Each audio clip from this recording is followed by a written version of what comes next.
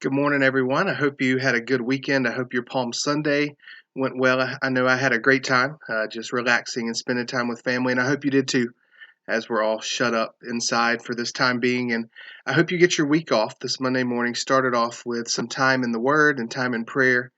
And as we read the Word together this morning, we're reading First Chronicles chapter 11, verses 1 through 10.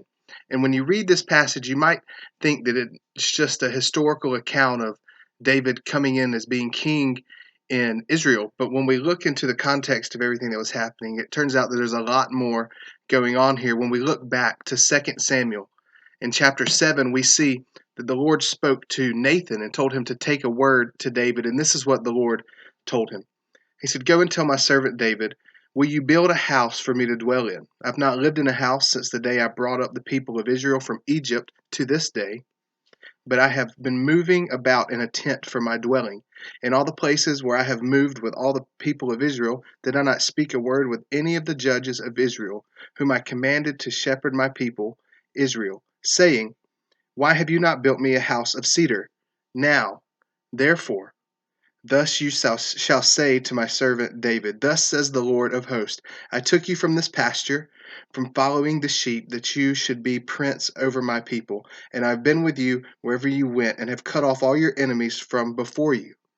And I will make for you a great name, like the name of the place, like a name of the great ones of all the earth. And I will appoint a place for my people of Israel, and will plant them, so that they may dwell in their own place and be disturbed no more."